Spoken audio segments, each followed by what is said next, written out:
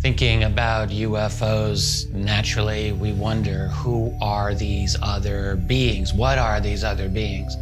If there are indeed other beings associated with this phenomenon, most of us think, yeah, there seem to be other beings associated with this phenomenon. What are they?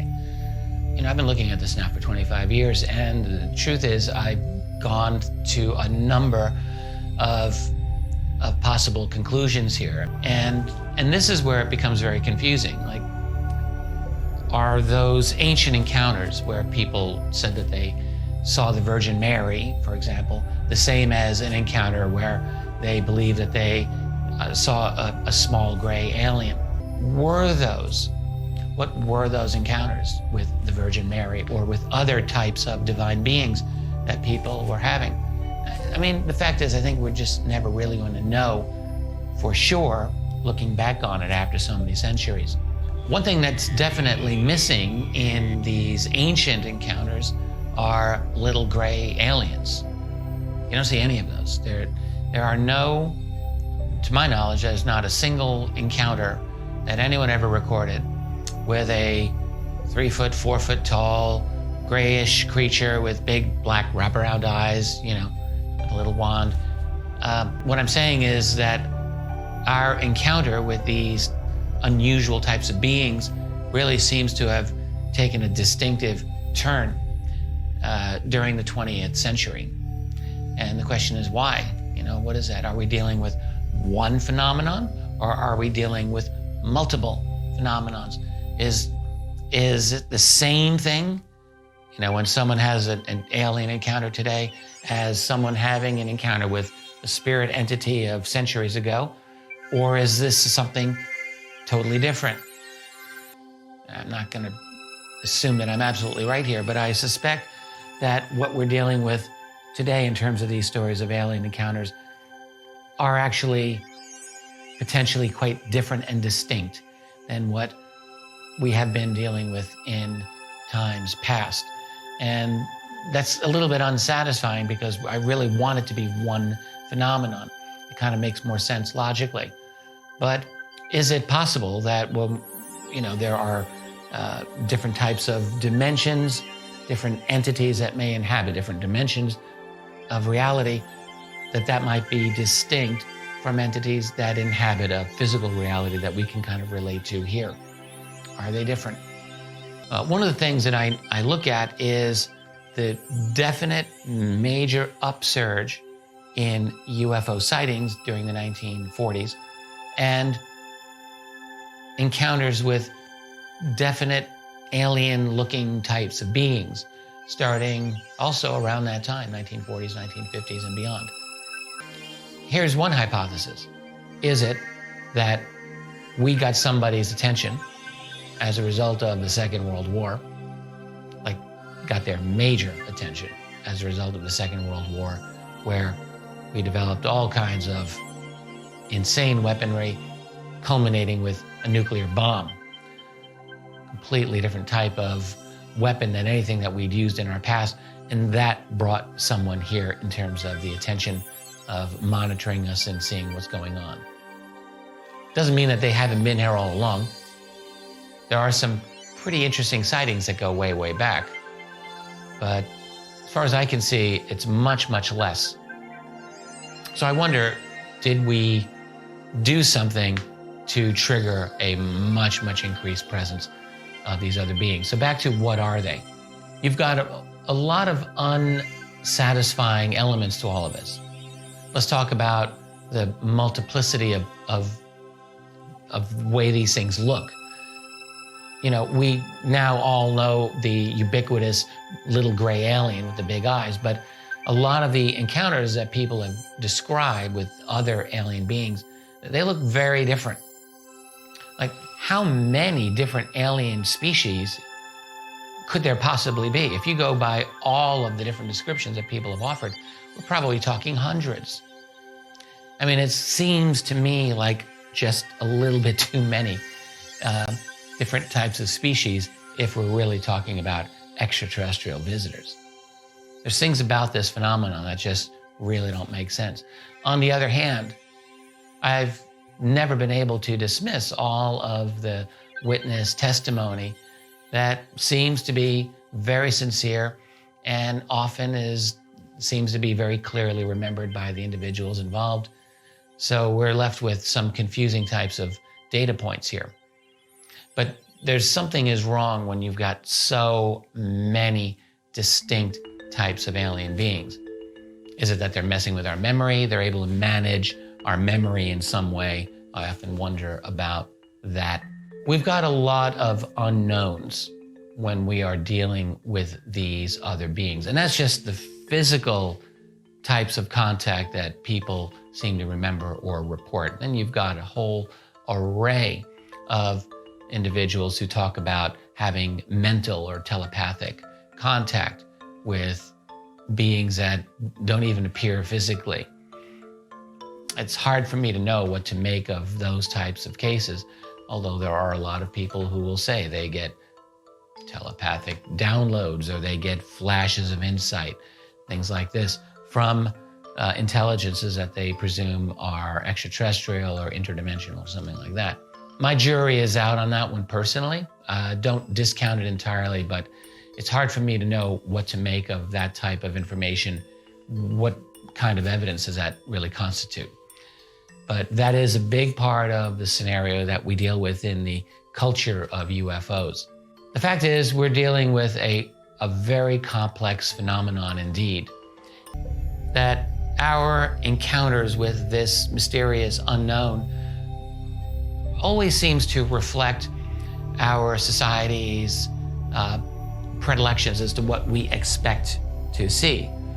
So that's why someone 500 years ago would see the Virgin Mary instead of a gray alien. And if that's the case, then what does that mean? Or why someone would interpret an aerial phenomena hundreds and hundreds of years ago in ways different than we would today. They would not have seen spaceships from another planet. They would see aerial messengers from the divine or from other dimensions of reality, as opposed to what we would describe today.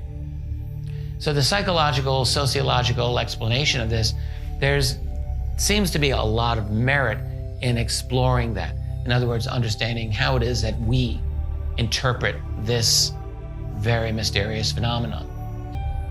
There are odd things about our interaction with some of these beings.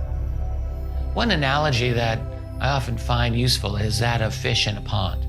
If you have fish swimming in a pond, what do they know? They know the water. They don't even know that they're in water. They just know that this is their world. They don't know that there's land. They don't know that there's a sky above the water. They don't know that there's the stars and the moon and the sun and all of that thing, because they're fish, right?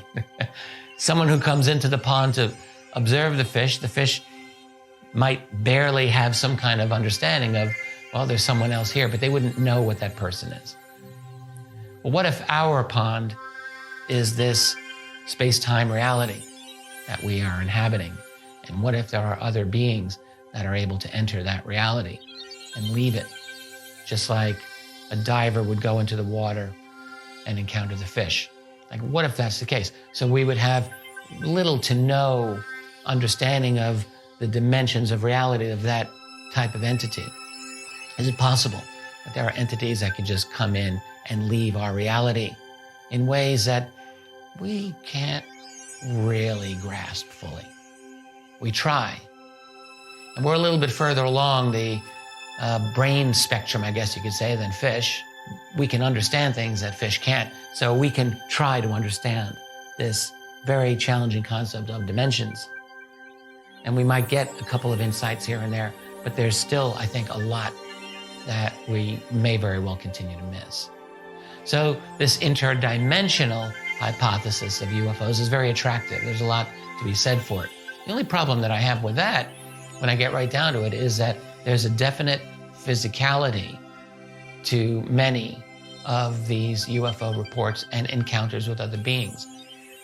You know, there's scoop marks on people's bodies. There's even implants that have been taken out. I'll talk about that in another episode. But there's a definite physical element to a lot of these encounters. And there's ground traces left by landed UFOs and the like. I guess you might say, well, they come in from another dimension and they're physical for a while and then they leave. Maybe. I mean, there's a lot that we don't know. There's a lot of other hypotheses about what exactly we are dealing with. There's a whole black budget breakaway civilization type of hypothesis. In other words, that all of this phenomenon is really simply the result of deeply classified technology that disguises itself as extraterrestrial, basically as a way of camouflage. Possible, although it would be a pretty involved one, to say the least, with a lot of mind control along the way, and not really a sufficient explanation as to where this black budget infrastructure is located and based out of. There's a lot of answers that we don't have relating to all of that. There's a lot of out there theories as to what we're actually dealing with here. I mean, you could go as far as the simulation hypothesis and just throw everything else out the window. You know, Elon Musk famously has said there's like a 1 in 1 billion chance that we're actually living in base reality. You know, the odds are, in his opinion, that we're living in a very complex simulation. Well, that might be the only thing to explain any of the really weird synchronicities and oddities that we may experience in our daily life. Totally possible. But again, it's one of those theories that's very, very difficult to test. When I go over all of these ideas as to who are they, who are these other beings, I come back to the fact that I think that they're physical. I think they're from somewhere else. We could say another planet. Is it really that difficult to envision life on another planet coming here? Not to me. And when I think further about who are they, I think of a few other parameters. One, probably the product of a very advanced artificial intelligence. Two, very probably genetically modified in a variety of ways to make them suitable to be able to function here on our world. Three, possessing radically advanced technology with the ability to manipulate space and time as we understand it. And I think this very likely accounts for some of the kind of magical types of effects that we think that we're seeing that may make us think that this is interdimensional, but in fact could just as easily be the product of very, very advanced technology. That includes the ability to levitate people, float them through walls, all of the things that we might consider impossible. I think that they figured it out. I think that they're interested in our world. I think that we have a very interesting world. I think that we have a variety of very interesting species here on this world, including ourselves. And I think that there's a quiet presence that they have here. Why quiet? Well, that I can only guess. But it does seem to me, based on the behavior of this phenomenon and of the beings that people claim to have been encountering, that there's a need for secrecy. There's a need for not being disturbed with what they're doing.